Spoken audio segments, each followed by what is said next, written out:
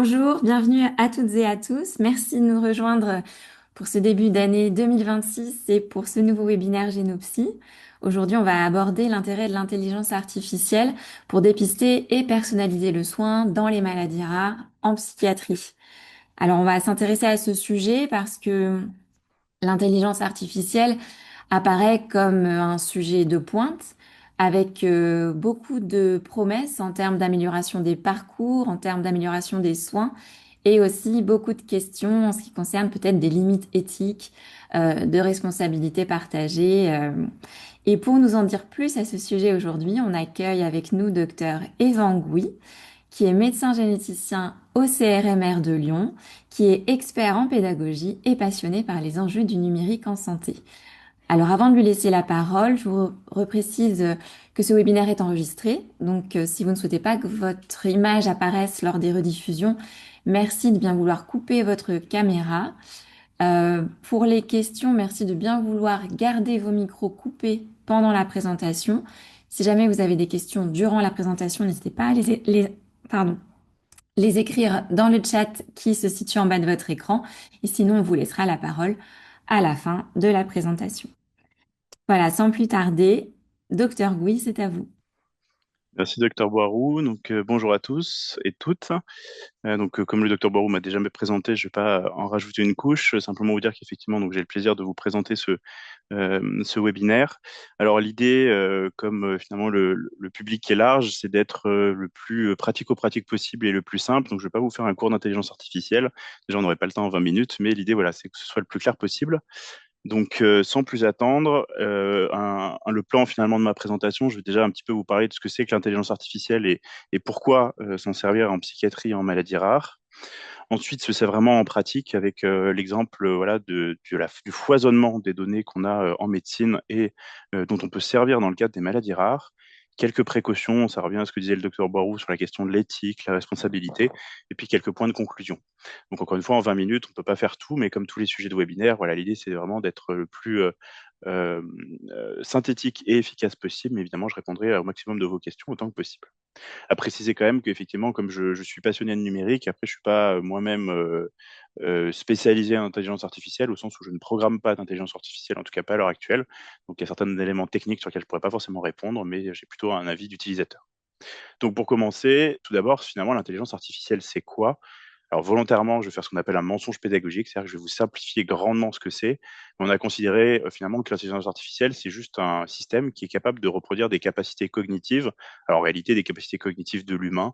On va pas avoir de discussion philosophique sur ce que c'est que l'intelligence, mais déjà, ça part de là. Et ce qu'il faut bien comprendre, c'est que l'intelligence artificielle, en fait, ça existe au moins depuis les années 50, puisque déjà, simplement des algorithmes, où on dit A plus B égale C, bah, c'est déjà une forme d'intelligence artificielle. La deuxième étape, c'est ce qu'on appelle le machine learning ou l'apprentissage machine. Ça va être un type d'intelligence artificielle qui va être capable d'apprendre à partir de données. C'est-à-dire que autant l'IA standard va être, comment dire, on va lui donner des choses, on va lui dire voilà ce qu'il faut faire. Autant l'apprentissage machine va être capable de dire voilà j'ai mon jeu de données, je lui dis que vous avez un âge, un syndrome, qu'est-ce que je peux faire à partir de là. Et enfin, dernière étape, ce qu'on appelle le deep learning ou l'apprentissage profond. Donc, c'est un sous-type de machine learning, donc un sous-type d'intelligence artificielle, comme vous l'aurez compris.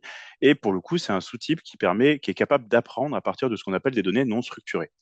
Pour distinguer les deux, je vais vous donner des exemples. Pour distinguer les trois, plutôt quelques exemples. Imaginons donc une situation en psychiatrie, donc un adulte jeune qui se présente dans un service ou dans une consultation de psychiatrie libérale ou même en médecine générale, qui présente des troubles psychiatriques un peu atypiques, qui sont résistants à des traitements avec un début précoce et des troubles cognitifs associés. Et on peut se poser la question, bah voilà, faut-il évoquer une maladie rare et orienter vers un centre expert? Si on prend une intelligence artificielle standard, on va lui dire, voilà, si jamais le tableau clinique a commencé avant 18 ans et il y a des troubles cognitifs et il y a une résistance à plus de 2 traitements, automatiquement adressage au centre expert. L'IA applique cet algorithme et vous donne un résultat, quelle que soit la situation. C'est-à-dire que quel que soit, vous lui donnez toujours les mêmes types de données, il ne réfléchit pas parce que vous lui dites, on vous donne un âge, un tableau clinique et des résistances au traitement, et son résultat, c'est est-ce que j'adresse ou pas à un centre expert. Pour le coup, le machine learning, lui, ça va être différent. Vous allez lui donner beaucoup plus d'informations. Par contre, vous allez lui dire, bah voilà, parmi les informations, ça c'est les informations qui concernent l'âge. Donc, par exemple, vous allez lui donner euh, une date de naissance, il va calculer automatiquement l'âge, ça c'est le tableau clinique, ça c'est d'autres éléments, et il va vous faire une prédiction finalement de l'adressage approprié à partir des données qu'il a disponibles. C'est-à-dire que, en gros, vous l'aurez nourri avec tout un tas de données équivalentes, et en fonction des données équivalentes, eh ben, il saura finalement à quel moment c'est approprié d'adresser ou pas. Donc déjà, en fait, on est passé de quelque chose de très, entre guillemets, binaire à quelque chose qui ressemble à plus de la prédiction. Et enfin, le deep learning, là, pour le coup, vous lui donnez une somme de jeux de données complexes. Donc, plutôt que lui donner un tableau très propre où vous lui dites là, c'est l'âge, là, c'est le tableau clinique, vous lui donnez des comptes rendus, vous lui donnez des imageries, vous lui donnez plein de choses. Et c'est ce que j'appelais tout à l'heure des données non structurées. Ça va pas être des données bien calées dans un tableau. Hein. Ça va être, voilà, par exemple, un courrier, y compris un courrier médical écrit avec nos fameuses pattes de mouche de médecin. Je me permets parce que j'écris très mal. Voilà, il faut qu'il soit capable finalement de détecter ça. Et à partir de ça, il va dire voilà, non seulement je vais donner un schéma d'adressage, mais surtout, je vais essayer de récupérer enfin, de prédire, pardon, quelles sont les données pertinentes dans les données disponibles. Et ensuite, établir le schéma d'adressage. Donc, c'est vraiment, vous avez, par exemple, n'importe quoi, 100 patients. Parmi les 100 patients, ben voilà, lesquels il vaut mieux orienter, arriver à trouver des seuils, faire des probabilités en fonction des informations. Donc, voilà un peu pour un premier exemple de cette utilisation. Donc, je répète encore une fois, hein, c'est une simplification à outrance de ce que sont que l'IA, le machine learning et le deep learning, mais c'est vraiment pour que tout le public ici du webinaire puisse comprendre. Et finalement, à quoi ça sert là dans le cadre des maladies rares et en psychiatrie? Donc, je vous rappelle à tout hasard que les maladies rares, ça concerne moins d'une personne sur 2000 sur un territoire donné, comme le dit le dernier plan maladies rares 4. Et ce que vous avez à droite, c'est un peu les grandes caractéristiques, les grands chiffres des maladies rares. Et finalement, si on veut utiliser l'IA dans ce domaine, en particulier en psychiatrie, c'est qu'il y a 7000 maladies rares. Donc, c'est quand même difficile de toutes les connaître. Il y a aussi plus de 4000 gènes, mais toutes les gènes, toutes les maladies rares, pardon, n'ont pas forcément de diagnostic génétique. Puisque ce que vous voyez, donc il y a à peu près 30% des maladies rares qui sont non génétiques quand même, mais c'est-à-dire quand même il y a beaucoup de gènes à connaître également, donc beaucoup de données. Il y a beaucoup de personnes concernées, on appelle ça des maladies rares, mais on dit que finalement, cumulé, c'est quand même global, enfin des maladies fréquentes, et par ailleurs, pour une personne donnée, elle est porteuse, donc elle est concernée, donc il faut la prendre en charge. Ensuite, il y a des problèmes finalement d'attente, soit il y a une absence de diagnostic, soit il y a des délais non négligeables pour faire un diagnostic. Pour ce qui est de certaines maladies rares, bah, par définition, comme elles sont rares, ça peut concerner très peu de personnes. Donc, en l'occurrence, 84% des maladies affectent moins d'une personne sur 1 million, ce qui est énorme. En tant que généticien médical, j'ai eu l'occasion à de nombreuses reprises de voir des maladies qui représentent, enfin, qui concernaient 15 personnes, pardon, décrites dans le monde. Évidemment, c'est décrit dans la littérature médicale, donc on peut imaginer qu'il y en a un petit peu plus, mais c'est vraiment minime. À côté de ça, on a beaucoup de maladies rares qui ont des incidences sur la vie quotidienne. Donc la question du diagnostic, c'est une chose, mais la prise en charge, et donc dans le cadre de la psychiatrie en particulier, c'est vraiment essentiel. Et enfin, on a beaucoup de maladies rares finalement qui ont, enfin beaucoup, justement qui n'ont pas de médicaments. Et donc c'est des choses, enfin la question du traitement, c'est extrêmement important. Donc voilà, tout ça pour vous dire que finalement, ça, c'est pas forcément appliqué à la psychiatrie, c'est aux maladies rares en général. Mais comme, en fait, il y a beaucoup de maladies rares qui sont syndromiques, et sans forcément avoir de chiffres précis, on peut estimer entre 40 à 50% des maladies rares qui ont une expression psychique, que ce soit des troubles psychiques au sens strict, des troubles psychotiques, des troubles bipolaires, ou alors des choses comme les troubles du neurodéveloppement, par exemple. Et donc, en pratique, ça donne quoi? C'est que finalement, on a un parcours de soins pour nos patients. Et l'idée, c'est vraiment de se dire, on peut appliquer de l'IA à peu près partout. Mais il faut l'appliquer de façon intelligente. Donc, pour vous donner un exemple, le dossier médical. Le dossier médical, alors ça, c'est juste une photo, mais je pense que vous êtes tous et toutes convaincus, que vous soyez patient, personne concernée, professionnel de santé. On est souvent face donc, à un dossier médical qui est énormissime. Quand je dis dossier médical, hein, c'est tous les dossiers de santé, tous les comptes rendus, etc. Et que toutes ces données-là ne sont pas forcément faciles à consulter, ou en tout cas, avoir une idée très précise de tout le contenu en permanence, c'est relativement compliqué. Et c'est dans ce genre de domaine que l'IA peut nous aider. Pour vous donner un exemple, 3 éléments particuliers. Vous avez le carnet de santé, j'y reviendrai juste après, avec plein d'éléments possibles. Vous avez là au centre un bilan neuropsychologique. Un bilan neuropsychologique, ben, vous avez plusieurs facettes. Vous avez la conclusion qui est compréhensible par la plupart des gens. Vous avez les éléments détaillés qui sont précisés dans le compte rendu par le collègue ou la collègue neuropsychologue, comme par exemple le tableau que vous avez ici sur la diapositive. Puis après, vous avez les éléments, les notes qui ne vont pas être partagées dans le compte rendu. Donc ça fait énormément de données, pas forcément compréhensibles, pas forcément partageables non plus. Un exemple qui est encore plus obscur finalement, c'est tout ce qui est imagerie. Là, vous avez une IRM cérébrale, mais finalement, une IRM cérébrale, de plus en plus, voilà, on donne un CD, il y a un compte rendu avec des éléments dans les conclusions, le reste n'est pas forcément compréhensible par les patients, n'est pas toujours compréhensible par tous les professionnels de santé, simplement parce que c'est des métiers différents entre l'imagerie, la psychiatrie, etc. Et en plus, vous avez des données, ce qu'on appelle des métadonnées qui sont cachées. Quel est le type d'IRM qui a été utilisé, quelles sont les séquences d'IRM, quel logiciel qui est utilisé derrière, etc., etc. Donc ça, en fait, c'est une énorme quantité de données qui participent à la prise en charge du patient.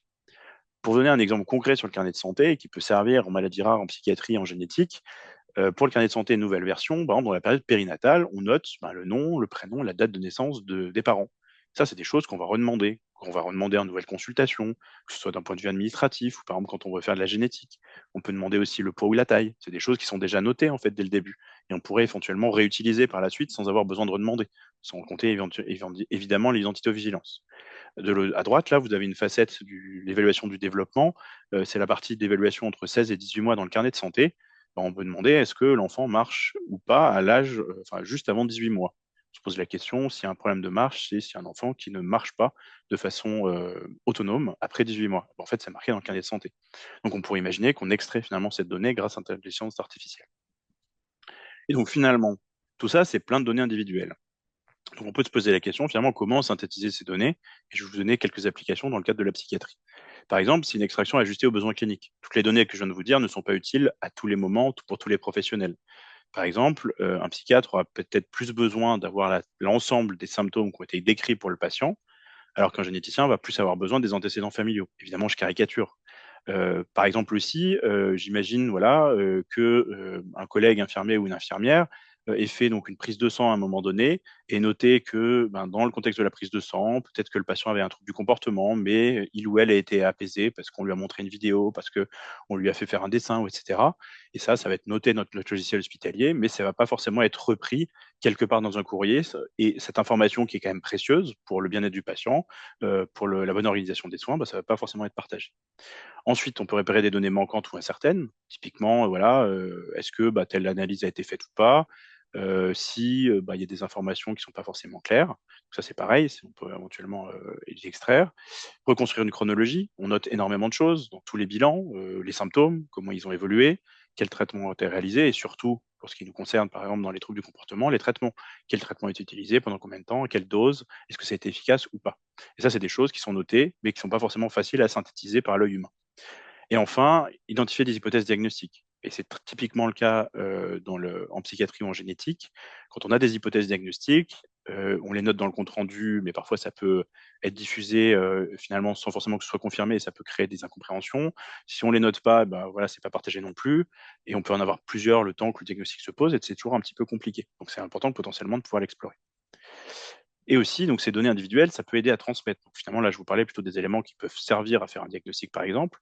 Mais finalement, cette IA, si on collecte toutes les données du dossier médical, on peut éventuellement générer en fait des comptes rendus structurés exhaustifs. C'est-à-dire qu'on vous dit, voilà, moi je suis psychiatre, j'ai besoin d'un compte rendu listant les troubles psychiques, toute la prise en charge, enfin tous les symptômes psychiques et tous les traitements qui ont été utilisés finalement, enfin proposés à ce patient tout au long des années. Et par contre, je sais pas, tous les antécédents sur le plan gastro-entérologique, ça va être résumé, j'aurais pas forcément besoin de les détailler plus que ça.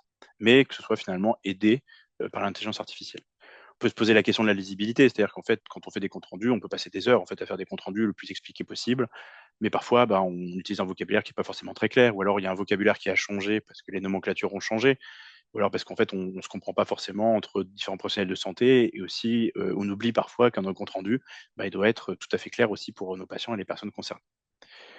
Et aussi, on peut se poser la question d'une orientation personnalisée à partir de recommandations génériques. C'est-à-dire que si vous avez un tableau clinique pour une personne donnée, des éléments d'une personne, on se dit cette personne-là a tel diagnostic, et il y a des recommandations nationales ou internationales qui vont dire voilà, il faut faire ça dans cette situation. Mais il faut faire des recoupements. Il faut dire voilà, est-ce que telle personne a eu son bilan cardiaque? Si elle l'a eu, qu'est-ce qu'il faut faire? Si elle l'a pas eu, qu'est-ce qu'il faut faire également? Donc c'est des choses où finalement on peut faire des recoupements entre plein de données différentes. Et si on prend ça, finalement, si vous agrégez tous ces données-là, et vous travaillez sur l'échelle d'une population. Donc, tous ces éléments-là, vous pouvez faire donc du machine learning ou du deep learning, et finalement, vous allez pouvoir d'essayer de deviner les informations difficiles à obtenir. Imaginez que vous prenez une cohorte de 100 patients avec un trouble du spectre autistique, et peut-être que l'information qui va manquer, c'est toujours, je sais pas, la date de naissance du père. Et peut-être qu'on peut être en capacité de l'identifier à l'avance et se dire que, en amont d'une consultation, on va spécifiquement demander des informations parce qu'on aura du mal à l'obtenir. Évidemment, la date de naissance du père, c'est une information parmi d'autres, hein, c'est juste un exemple. Potentiellement anticiper des schémas d'évolution, se dire que bah, dans tel syndrome, dans telle situation, bah, les symptômes vont se déclencher de telle manière et peut-être plus facilement anticiper finalement l'apparition de symptômes et donc potentiellement les traitements. Et justement aussi d'anticiper des risques de résistance thérapeutique. On sait que pour certains syndromes, avec voilà, des troubles psychiques, on a certains traitements qui ne sont pas forcément efficaces, les fenêtres de réponse ou les fenêtres thérapeutiques ne sont pas toujours faciles à cerner. Bah, peut-être qu'avec des données finalement énormes, on pourrait être capable finalement d'anticiper tout ça. Encore cinq Et minutes. 5 minutes. Et donc, je vais accélérer. Du coup, les calendriers de prise en charge, c'est aussi adapter ça finalement en fonction de se dire, bah voilà, telle personne a été prise en charge il y a 2 ans. Bah, les recommandations, c'est aller voir tous les 2 ans. Donc, on va lui proposer une nouvelle consultation de façon semi-automatique. Pour vous donner des exemples concrets, il y a donc un réseau international de sans diagnostic, enfin de maladies rares sans diagnostic, où ils se sont amusés à tester une comparaison entre intelligence artificielle et équipe médicale.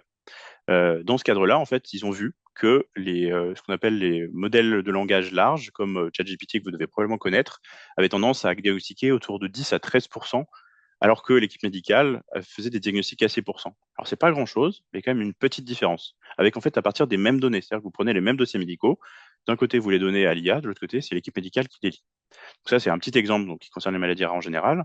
Pour vous donner un exemple donc, plus axé sur le côté psychique, il y a beaucoup d'études qui ont analysé donc le langage oral, en particulier par exemple sur l'autisme, mais ça c'est un exemple par exemple pour la phénylcétonurie qui donne entre autres des troubles du langage, des troubles des apprentissages. Vous avez à la gauche une image donc qui s'appelle le test de la boîte de cookies. En fait, on demande aux gens qu'est-ce que vous voyez. En fait, c'est une réponse libre où on doit répondre bah voilà ce qu'on voit. En fait, ce qu'ils ont montré, c'est en prenant en faisant analyser par l'IA en fait les résultats et le langage, enfin les expressions orales pardon des personnes concernées par la phénylcétonurie, ils pouvaient détecter s'il y avait une évolution métabolique, donc une évolution biologique du problème métabolique, puisque la phénylcétonurie c'est en fait une augmentation d'anomalies métaboliques. Alors qu'en fait des bilans neuropsychologiques standards n'étaient pas en capacité de le détecter.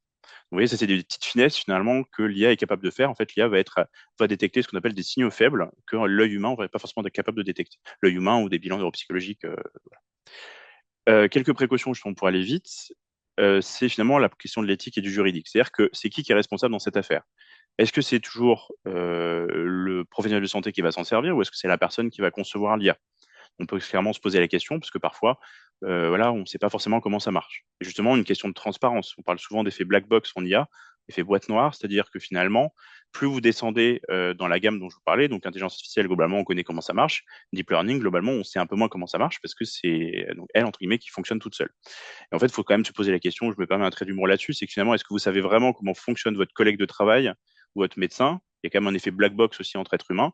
Et il ne faut pas non plus diaboliser l'IA à cause de ça. Il y a plein de choses en fait qu'on ne maîtrise pas dans nos outils informatiques en général. Et finalement, l'IA accélère ces problématiques-là, mais ça existait déjà avant. La question du consentement, hein, la loi impose actuellement que dès que vous utilisez l'IA, vous devez demander le consentement de vos patients. Typiquement, normalement, c'est censé être marqué dans les comptes rendus. Le coût environnemental, donc ça on pourra en rediscuter éventuellement dans les questions, mais évidemment c'est un coût environnemental non négligeable, mais il faut le comparer à ce qu'on aurait consommé pour faire exactement la même chose. Puis après il y a un enjeu de formation en fait, c'est que tout ce que je vous dis là depuis donc quasiment 20 minutes, en fait c'est en extrêmement accéléré, mais il faut voilà former les personnels, former sur les enjeux potentiels, sur tous les problématiques juridiques, et effectivement aussi sensibiliser et former les patients aussi. Et du coup pour conclure, euh, finalement, il y a déjà des applications nombreuses, mais c'est très balbutiant. En fait, ce que je viens de vous dire, c'est qu'en fait, il y a plein d'articles scientifiques sur la maladie rare, sur la psychiatrie, sur la médecine en général, mais c'est extrêmement balbutiant. Et pour l'instant, globalement, l'IA de base, ça va. Le machine learning, ça va à peu près. Le deep learning, pour l'instant, c'est encore, enfin, ça marche, hein, mais on prend quand même des risques encore pour l'utiliser. Il faut toujours se questionner sur la pertinence. Pour en avoir discuté avec pas mal de collègues qui font vraiment de l'IA tous les jours en tant qu'informaticien, on va dire, il y a plein de situations où finalement c'est plutôt l'humain qu'il faut mettre en avant et parfois il y a des outils simplement, enfin on veut résoudre des problèmes par de l'IA parce qu'on n'a pas forcément réfléchi avant à comment résoudre le problème et parfois c'est juste je sais pas, un fichier Excel pour résoudre le problème et que parfois voilà c'est juste il faut se poser en fait et réfléchir un peu à la solution. Ensuite, il faut dimensionner judicieusement. Voilà, n'utilisez pas un gros modèle d'IA quand juste un petit algorithme peut fonctionner, ne serait-ce que pour le coût environnemental. Puis voilà, l'IA, c'est juste un outil, ça doit être juste au service de l'humain.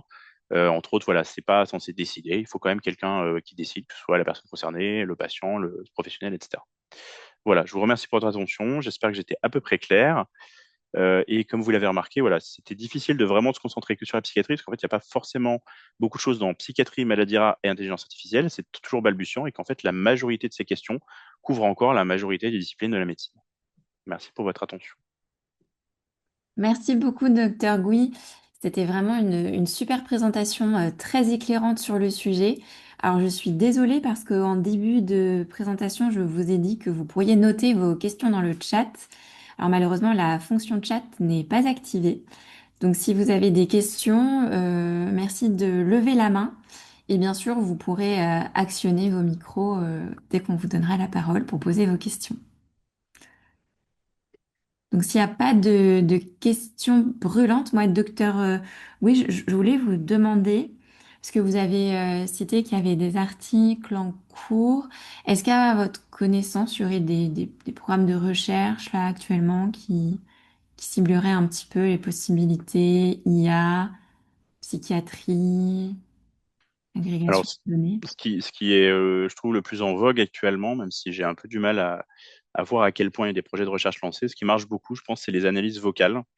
Donc, je vous donnais un exemple là sur la phénylcytinurie, mais il commence à y avoir beaucoup de choses, en particulier sur le diagnostic du trouble du spectre autistique. On va essayer d'analyser, en fait, donc entre autres la prosodie, le tempo de la voix, etc., pour aider finalement à des diagnostics fins. Encore une fois, l'IA, c'est vraiment, enfin, l'objectif de l'IA le plus approprié, c'est d'aller trouver des signaux faibles, donc des choses qu'en tant qu'être humain, on aurait du mal à voir. Si c'est pour voir des choses qu'on connaît déjà, c'est pas utile. On prend souvent l'exemple que, par exemple, quand on entraînait les IA à la base, c'était pour enfin, comment dire, différencier un chat et un chien, par exemple. Alors, c'est des choses où, en tant qu'être humain, finalement, on est globalement capable de le faire. Alors, ça dépend des espèces, etc., hein, évidemment. Mais c'est des choses sur lesquelles, bon, c'est des données sur lesquelles on a beaucoup entraîné les IA, mais maintenant, on se pose la question vraiment, voilà, c'est quoi les situations dans lesquelles, en tant qu'être humain, on a plus de mal à le faire, que ce soit rapidement ou tout court. Et donc, dans le cadre des maladies rares avec éléments psychiatriques, donc c'est voilà, beaucoup de ces analyses vocales. Je pense que ça c'est beaucoup aidé par l'utilisation de ce genre d'outils dans le cadre des urgences, parce qu'en fait, maintenant, on arrive à prioriser, par exemple, les appels aux urgences, typiquement au 15, en fonction de la voix de la personne. Par exemple, quelqu'un qui a une voix tout à fait normale, on va pas forcément le prioriser. Par contre, quelqu'un qui est complètement essoufflé, qui a du mal à parler ou qui est anxieux, en fait, on va potentiellement le prioriser ou l'envoyer plus facilement vers du personnel médical. Et ce qui joue avec, c'est que finalement, dans le cadre de la psychiatrie, bah, il y a toutes ces questions finalement d'émotion. Est-ce qu'on est capable, dans une consultation, de détecter les pics d'anxiété? Par exemple, imaginez, vous commencez à expliquer un type de traitement. C'est pas toujours simple de voir comment la personne en face de vous réagit. Alors évidemment, les psychiatres chevronnés ont plus l'habitude. Mais par exemple, je pense à par exemple, la médecine générale, où les médecins généralistes sont obligés de faire tout un tas de disciplines différentes. Et parfois, percevoir finalement ces petits signaux faibles, c'est pas toujours simple. Et comme se développent de plus en plus en fait des IA qui sont en capacité d'enregistrer en fait les consultations pour faire des retranscriptions automatiques de compte rendu. En fait, l'objectif aussi, c'est de se dire voilà, autant il y a la retranscription automatique, mais c'est de dire voilà, alerte ici. Donc le patient a posé cette question-là, il semblait inquiet, etc., etc. Donc voilà, il y a c'est un peu ces connotations-là. Après voilà, au-delà, j'avoue que je maîtrise pas forcément tous les projets de recherche en cours. Donc merci pour la question, mais je peux pas répondre plus loin que ça.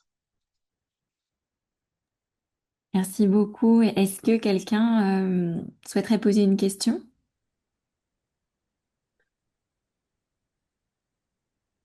Bon, bah, je continue avec mes questions parce que alors, j'y connais rien en intelligence artificielle. C'est vrai que quand on, par exemple, les exemples d'application de détection des émotions dans la voix, ça pose la question de qui vérifie et contrôle la justesse de l'hypothèse à la fin.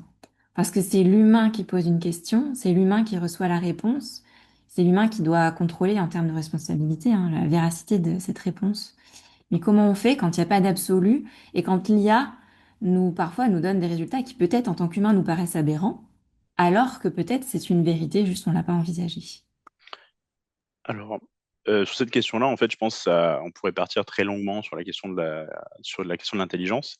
Mais en fait, je pense que la grande problématique, enfin, à l'heure actuelle, il faut bien vraiment considérer que de toute façon, toute intelligence artificielle doit être, enfin, les décisions, entre guillemets, d'une intelligence artificielle doivent être vérifiées par un être humain. Ça, c'est sûr et certain.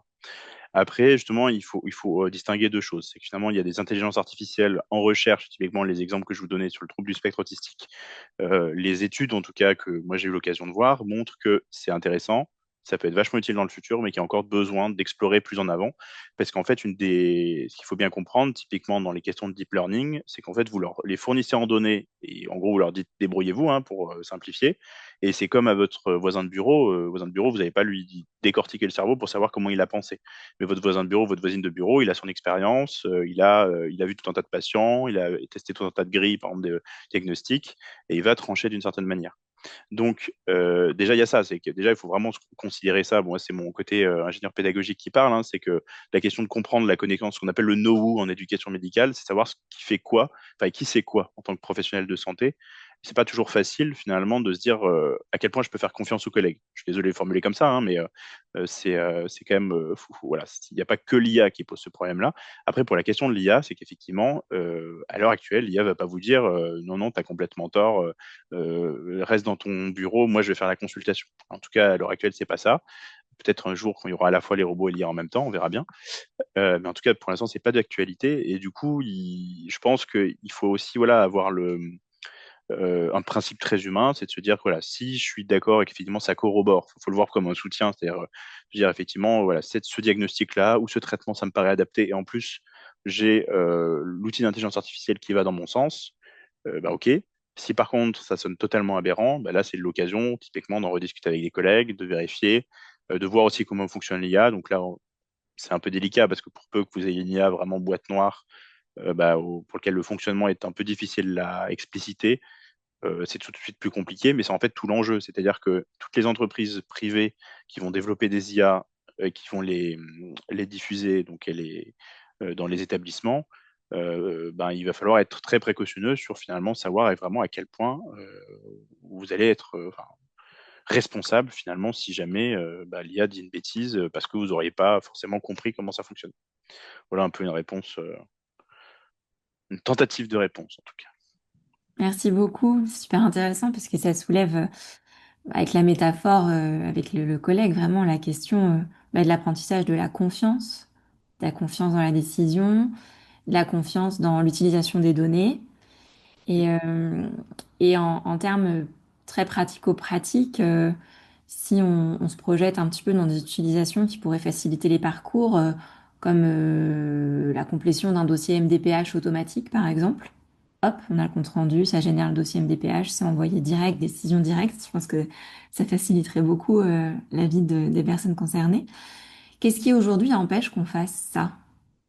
Alors, il y a deux choses. C'est qu'un, il faut le temps de le mettre en place. C'est-à-dire qu'effectivement, au-delà de l'intelligence artificielle en général, l'intelligence artificielle dans le monde de la santé, ça se heurte aux conditions du numérique en santé en général. C'est-à-dire que on peut pas partager les données de n'importe comment. Typiquement, c'est interdit à l'heure actuelle de mettre ces données enfin, médicales, dans ChatGPT, par exemple. À titre personnel, si vous voulez le faire, entre guillemets, vous pouvez, mais je vous déconseille de le faire parce que ChatGPT, ça reste hébergé aux États-Unis. Mais surtout en tant que professionnel de santé, pour le coup, c'est totalement interdit. Même dans le cadre finalement de votre établissement, c'est très rare que les établissements donnent des autorisations pour partager des données médicales parce que voilà, c'est du partage de données qui n'est pas adapté à l'heure actuelle. Après, c'est une question d'implémentation. C'est-à-dire que par exemple, on a un collègue, docteur Lucas Gauthier, qui avait développé par exemple une IA qui était capable de prendre un article, pardon, un compte-rendu médical, de l'anonymité, de l'extraire et d'en extraire juste des éléments cliniques importants. Et ça, par exemple, c'est des choses qui se mettent en place de plus en plus. Alors, je ne travaille pas pour Doctolib, mais je me permets de citer Doctolib qui a déjà une intelligence artificielle, au moins en partie en place pour l'analyse vocale en fait de leur appel téléphonique, par exemple. Donc, il y a déjà des choses en fait progressivement en place. Et typiquement, l'analyse de données pour le certificat MDPH, ce qu'il faut imaginer, c'est que c'est du rang, enfin, alors ça dépend de quel point de vue, mais enfin, c'est du deep learning au sens où ça va analyser le texte un peu partout si vous avez des comptes rendus mal structurés. Mais si vous avez des données un peu plus structurées, pour le coup, ça va aller plus vite. Et c'est pour ça que vous avez peut-être entendu parler des entrepôts de données de santé, où l'objectif, c'est vraiment d'avoir finalement, on a plein de données dans un établissement de santé, on a plein de données sur une région avec voilà, les cabinets, etc. Et donc, on a plein de données disponibles qu'on pourrait finalement un peu plus partager pour l'intérêt du patient, évidemment, pour la prise en charge. L'idée, vraiment, c'est que plus ces données sont structurées, plus on peut utiliser des modèles d'IA qui sont simples. moins les données sont structurées, plus on est obligé de mettre des modèles d'IA plus complexes, donc plus boîte noire, donc plus facile, enfin plus difficile à mettre en place et potentiellement plus délicat sur le plan environnemental. Donc il y a un petit peu tout ça. Après, à mon avis, alors c'est pour ça que je me suis permis de citer la question de la problématique d'avoir confiance en son collègue, c'est que en fait, l'IA a accéléré beaucoup de questions. Mais en fait, il y a des questions du numérique qui sont déjà en place. C'est-à-dire que, est-ce que vraiment vous avez tous optimisé la gestion de votre boîte mail? Je m'inclus là-dedans, évidemment. Est-ce qu'on utilise tous notre logiciel hospitalier de la meilleure façon? Tous ces trucs-là, en fait, le numérique permet plein de choses et on n'a pas forcément soit la maîtrise parce qu'on ne s'est jamais intéressé, soit on n'a pas le temps, hein, simplement, de maîtriser ces outils-là. Et c'est pour ça que moi, j'encourage un peu tout le monde à se dire, voilà, parmi les outils déjà à disposition, est-ce que tout est optimisé? Parce que parfois, en fait, il y a des choses toutes bêtes sans forcément utiliser de l'IA. Est-ce que j'en avais discuté avec un des spécialistes de l'IA là sur Lyon qui m'expliquait qu'en gros, sur tous les projets pour lesquels il était sollicité, il y avait à peu près 5% qui utilisaient vraiment de l'IA à la fin. Le reste, c'était du numérique, voire même il y avait des projets, c'était du papier. C'est simplement bien construit. C'est plus du management finalement que de l'IA derrière. Je crois qu'il y a une Merci question. beaucoup. Oui, Valérie,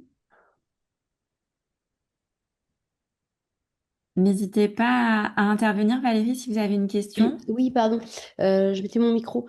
Euh, oui, là, je prends ma casquette de médecin pour poser cette question, pas de maman, parce que on a eu une présentation de la FHF il n'y a pas longtemps sur l'implémentation possible de l'IA dans les hôpitaux, enfin dans les établissements de manière générale. Et il y avait une question, bon, c'est pas, enfin, je découvre un peu, hein, je comprends pas tout, mais il y avait une question qu'en fait, pour le machine learning et le deep learning, il fallait quand même donner beaucoup de données à avaler à l'IA pour que l'IA apprenne. Et là, on parle de maladies rares où on n'a pas beaucoup de données finalement. Si par exemple on a une maladie où il y a 15 cas ou 100 cas dans le monde même, bon déjà il faut que les autres soient d'accord pour partager les données, mais ça fait pas beaucoup. Alors est-ce qu'on considère toutes les maladies comme rare comme un tout, ou est-ce que sur ces cas-là, on n'arrivera pas à implémenter l'IA, par exemple sur les maladies très très rares, parce qu'on n'aura jamais assez de données, ou ça reste un peu flou pour moi, cette partie-là. Alors, c'était un peu, c'est pour ça que j'ai un peu botté en touche à la fin, et c'est pour ça que, comme vous avez dû remarquer, j'ai pas tant fait une présentation sur les maladies rares en psychiatrie, mais plus les maladies rares, voire l'IA en médecine en général. C'est que, effectivement, c'est une problématique, hein, la question du nombre. En fait, je pense que ça dépend finalement ce qu'on cherche. C'est-à-dire que si on veut comment dire, analyser toutes les maladies rares d'un coup sur, par exemple, essayer de favoriser le diagnostic et faire des recoupements, par exemple, entre personnes concernées qui n'ont pas de diagnostic, par exemple, peut-être que en mettant toutes ces données-là, on peut effectivement avoir des diagnostics de cette manière-là. Par contre, il est évident en fait que plus une maladie est rare, moins on aura de données, ça c'est sûr. Euh, Après, moi j'ai bon espoir finalement que si on a des grosses cohortes, par exemple, avec des troubles spectre autistiques, quelle que soit l'origine étiologique, on puisse affiner finalement le diagnostic du trouble du spectre autistique sur des éléments sur lesquels on n'est pas tout à fait capable de le faire en tant qu'être humain, et qui puisse servir en fait pour du diagnostic de maladies rares et éviter des errances. Parce qu'en fait, je pense que cette question de la psychiatrie dans les maladies rares, à mon avis, il y a deux choses. Il y a à la fois finalement le fait de faire un diagnostic et après le fait que les troubles psychiques ont quand même un impact, il ne faut pas le négliger, sur le bon parcours de soins, c'est-à-dire qu'on n'est pas tous à l'aise, on va dire, avec les troubles du comportement. C'est pas toujours facile finalement, voilà, de prendre en charge une personne avec un trouble du développement intellectuel. Et ce qui fait qu'à mon avis, voilà, il y a aussi des retards de cette manière-là. Après, ce qui joue aussi beaucoup, hein, c'est des histoires d'identification, c'est-à-dire que quand on fait ces bases de données-là, oui, enfin, en tout cas dans le cadre français, les données doivent être non identifiantes. Alors, mais il faut bien imaginer que plus vous mettez de données pour une personne donnée, en fait, plus c'est identifiant. C'est-à-dire qu'en fait, si vous enlevez le prénom, le nom, la date de naissance, mais n'importe quoi, je caricature, hein, vous mettez le lieu de naissance, l'adresse postale, vous dites que c'est une mutation qui est hyper rare, en fait, vous avez trouvé la personne, en gros. Et donc c'est là où en fait il faut être super mesuré. Puis après, ce qui joue aussi beaucoup, mais ça sort du cadre des maladies rares, c'est les questions de coûts environnementaux, mais surtout de stockage. C'est-à-dire que depuis quelques années, en fait, par exemple, depuis l'apparition de la génétique, globalement la génétique a devancé par exemple la radiologie, l'imagerie en général sur la place dans les serveurs des établissements médicaux. C'est en fait, il y a plein de choses en IA qu'on peut pas faire simplement, et c'est pour ça qu'on parle de frugalité pardon, numérique. On peut pas faire parce que ça demanderait des coûts énormes. Et c'est pour ça qu'on a cette réflexion de se dire Alors oui, c'est sympa de faire de l'IA, mais est-ce que c'est pas juste un algorithme tout bête? Typiquement l'exemple que je vous donnais de se dire, bah, tel patient, normalement, enfin si vous prenez tous les patients avec telle maladie, normalement le suivi c'est tous les 2 ans. Ben ne serait-ce que mettre une alerte, il faudrait revoir cette personne-là. Ne serait-ce que ça, ce serait déjà une étape. Après, voilà, il faudrait adapter, essayer d'organiser en fonction des plannings, prioriser en fonction des tableaux cliniques, etc. Où ça demanderait un petit peu un niveau supplémentaire. Mais finalement, il y a déjà des petites choses en fait faisables. Ok. Je sais pas si ça répond à la question, hein, mais Oui, oui, non, mais très bien, parce que même ma question, c'est pas clair, mais là, elle est plus claire. Ben, ouais, très bien. Merci beaucoup. ah bah si j'ai rendu votre question plus claire qu'elle l'était au début, ça me Plus va très clair bien. dans ma tête. Merci beaucoup. Merci beaucoup Valérie pour votre question. Si toute personne qui a une question, n'hésitez pas à lever la main ou à ouvrir votre micro. Au contraire, c'est bienvenu. Et merci Valérie parce que c'est vrai que enfin, personnellement, ça m'a ouvert également une question sur le fait qu'effectivement, quand c'est très très rare, agréger les données pour 5, 15 personnes en soi, ça paraît trop peu. Mais en même temps, avec le caractère souvent atypique des maladies rares, est-ce que ça pourrait quand même permettre quelque part une précision sur un petit détail qui se repérerait pas parmi les 15, mais qui se repérait parce qu'on les compare à tout le reste finalement. C'est là où en fait, je pense qu'en gros, ça revient à faire de l'IA ou du machine learning standard. C'est-à-dire que je vous rappelle que le machine learning, c'est vraiment dire, voilà, on vous donne un jeu de données, on vous dit ce que c'est. En gros, c'est vraiment, enfin, vous fléchez les choses, vous dites déjà, cette colonne, c'est déjà, j'ai écrit des âges et je t'ai pas fait miroiter, une fois c'est un âge, une fois c'est une date de naissance, une fois c'est autre chose. C'est vraiment quelque chose de bien structuré. Donc, effectivement, si on fait, alors je vais être caricatural, mais par exemple, si on prend tous les articles scientifiques à l'heure actuelle qui décrivent des cohortes de patients avec un syndrome génétique et qu'on va chercher dans tous ces articles, donc en faisant une simple, entre guillemets, extraction de texte pour dire, voilà, pour tel syndrome, il y a tel et tel éléments cliniques, finalement en recatégorisant, et ce qu'avait fait mon collègue le docteur Gauthier, en recatégorisant chaque élément clinique en fonction de mots-clés très précis, ces éléments-là, effectivement, ça ensuite, vous pouvez vous en servir en fait pour entraîner une autre intelligence artificielle qui va aller se balader, enfin se balader, qui va aller travailler sur tout un jeu de données beaucoup plus important, qui va potentiellement voilà, trouver des maladies rares. Là, on les avait pas parce qu'en fait, je pense que c'est ça aussi qu'il faut pas oublier, c'est que au-delà de comment dire, il y a plein de maladies rares qui sont pas diagnostiquées parce que aussi on se rend pas forcément compte tout le temps de l'importance de pouvoir le diagnostiquer. C'est-à-dire que quand tu as un syndrome est marquant, par exemple avec un tableau clinique très important, évidemment, on va potentiellement l'orienter en génétique, en l'orienter dans des centres experts, etc. Mais quand le syndrome est plus léger, et ça, je pense que typiquement, il y a une étude qui a été faite par le docteur Eleonore Viora-Dupont, qui est à Dijon, donc avec les collègues dijonnais en génétique, où elle a travaillé sur la question de la génétique des troubles des apprentissages au sens large, donc par exemple les troubles 10, dyslexie, dysorthographie, etc.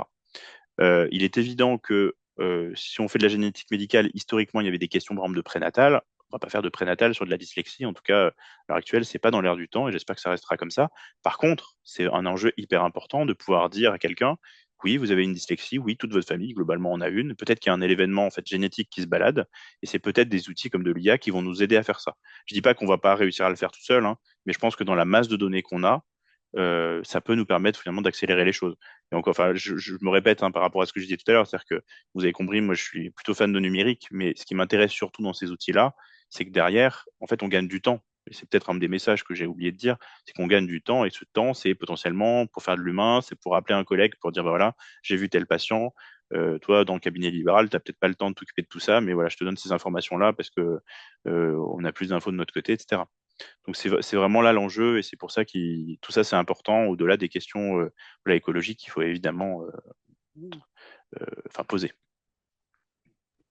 Eh ben, merci beaucoup, docteur Gouy.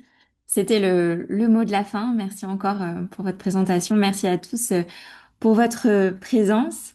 Vous pourrez retrouver l'enregistrement de ce webinaire sur notre chaîne YouTube. N'hésitez pas à vous abonner à notre newsletter, à nous suivre sur LinkedIn pour être au courant de toute notre actualité à Genopsy. Et retrouvez-nous le 26 mars prochain pour le nouveau webinaire qui sera cette fois sur la périnatalité dans les maladies rares avec docteur Motolez. Merci, bonne fin de journée à tous.